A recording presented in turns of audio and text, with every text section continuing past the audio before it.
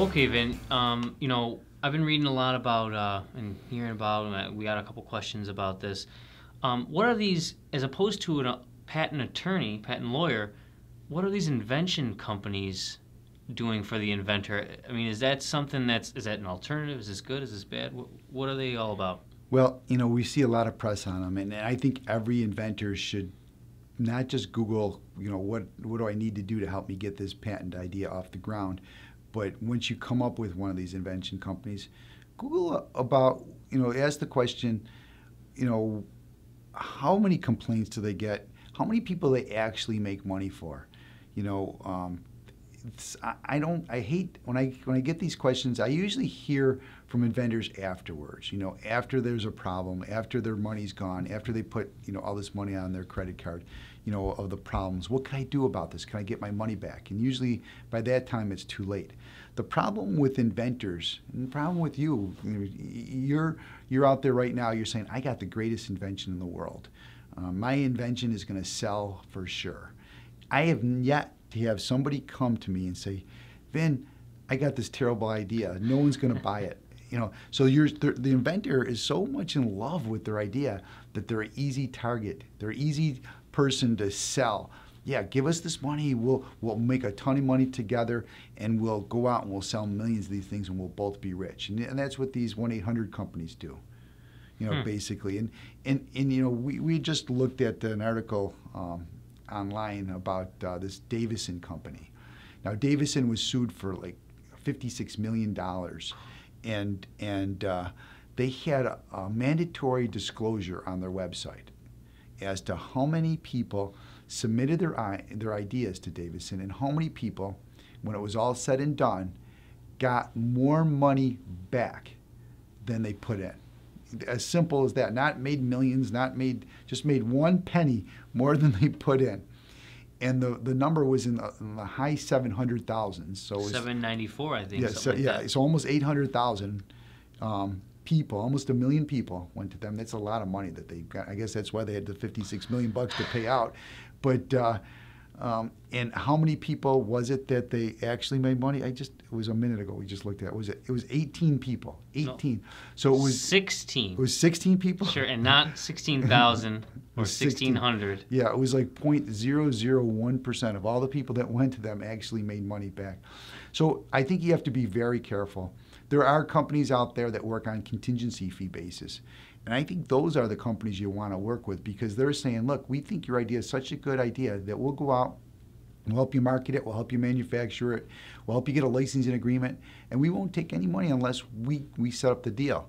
I mean, that's the deal that I'd want to make. If your idea is such a good idea, why not just take the idea and run with it, and then we'll all make a little bit of money off of it. I mean, I think that's the deal you want to make, a contingency fee basis. And I'm not saying all these companies are bad, and I'm sure those 16 people that made money are happy with Davison. But out of those 780,000 people that aren't happy, I think you got to really think about it.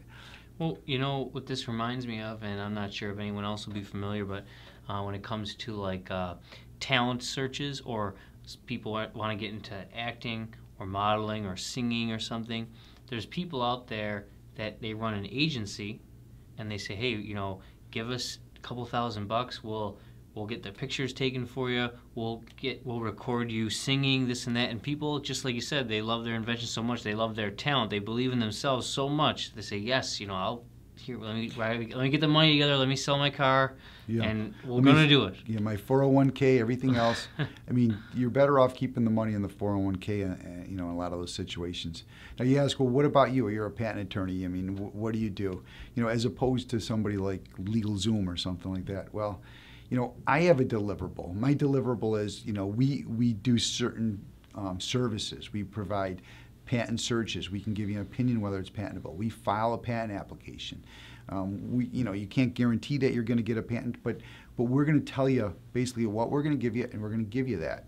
And what you need to do in these circumstances with these 1-800 people is, what exactly am I going to get? You end up getting, you get a book with a template book with a bunch of pie charts, and they just change the first 2 pages, and the last 98 pages are the same that they give to everybody. And it looks real pretty and fancy, but what are you going to do with it? You could rip it apart and put wallpaper on your bedroom.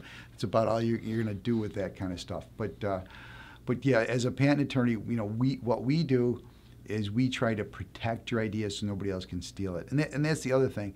I see them doing searches, but I don't see a lot of patents coming out of these things. And especially with LegalZoom, I think they have such a high volume of work that they just kind of put it through like the, fast track. Fast track and just push it through as quick as they can, and they have crazy ideas on how to patent it and whether it should be a design patent or a utility patent. I mean, and I guess that's the difference between working one-on-one with a patent attorney, knowing who you're working with, that you're not going to get that fast track push through type of patent that just throws together a bunch of pages just to file something. Yeah, it might be nice to have the application process moving really quickly, and you're getting calls every other week, and soon enough, at the end of a couple months, there you go. You're like, oh, we're submitting it. This is great. This is great. But if you don't get anything into return, then it was all for naught. Your idea is wasted, and there you are, just flipping burgers, and that's it. Well, I don't know, it's that bad. But I mean, I think the question is, what are you getting for your money? What are you going to do? How are you going to protect your idea? You have somebody that can work with you one-on-one. I just see so many of these trademark applications and patent applications come back from these LegalZoom things. And I'm not saying everyone they filed is bad, but I just see the bad ones, because when they come to me and I have to fix it afterwards, that's when I see it. Obviously, the ones that worked out okay, probably they didn't have to go. They wouldn't come to me. It wouldn't have to happen that way.